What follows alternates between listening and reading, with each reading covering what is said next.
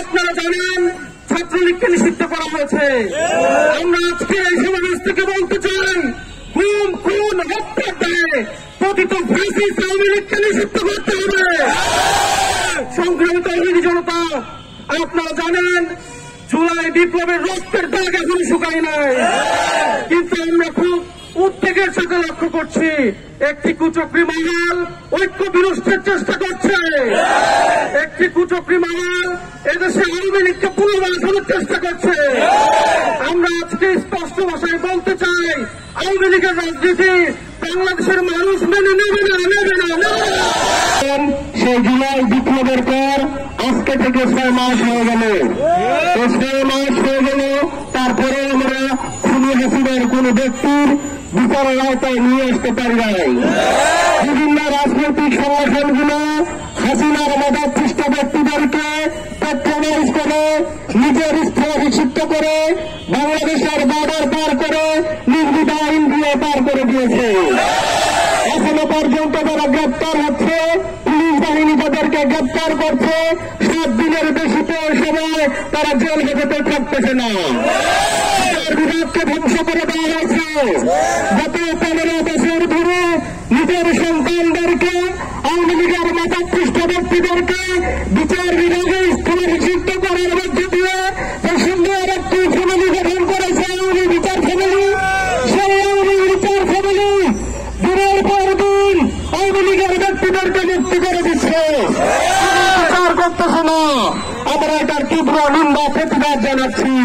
আমাদের দাবি হচ্ছে, যাদের হাতে আমাদের প্রিয় শহীদ হয়তো রক্ত লেগে আছে, এখনো তারা হসপিটালে দিনাতিবাদ করতেছে, আহ্বানি করতেছে, সেদের মা বোনেরা এখনো আহ্বানি করতেছে, সে সকল খুনি ফ্যাসিস্টদের বিচারের আওতায় নিয়ে আসতে হবে। বাংলার মাটিতে তাদেরকে রাজনীতি করতে দেওয়া হবে না।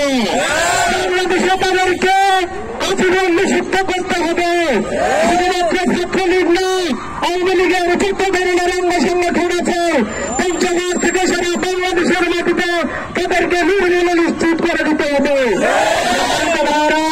আমরা অত্যন্ত দুঃখের সাথে জানাচ্ছি, এই পঞ্চগড়ের মাটিতে তাদেরকে গ্রেপ্তার করা হয়, 7 দিনের বেশি তাদেরকে রাখা হয় না।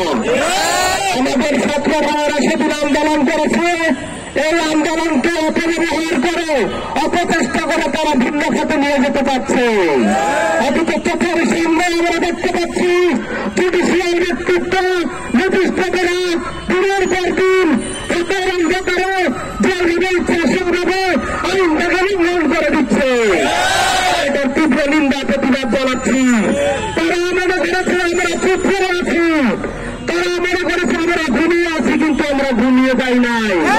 এদেশের ছাত্র সমাজ রক্ত দিয়েছে, আরো রক্ত দিবে, এই বাংলার মাটিকে ফ্যাসিস্ট মুক্ত করে ছাড়বে। বাংলাদেশে যারা দুর্নীতিবাজকে কাজ করতে চায়, বাংলার মাটিতে যারা ফ্যাসিস্ট পিস রোপণ করতে চায়, তাদেরকে আমরা হুঁশিয়ার করে দিচ্ছি। আল্লাহ রাব্বুল আলামিন আমাদের সবাইকে বাংলাদেশকে একটি কল্যাণ রাষ্ট্র প্রতিষ্ঠার জন্য তৌফিক দান করবেন। সবাই বলে আল্লাহুম্মা আমিন। এই বলে আমার কথা শেষ করছি। আসসালামু আলাইকুম ওয়া রাহমাতুল্লাহ।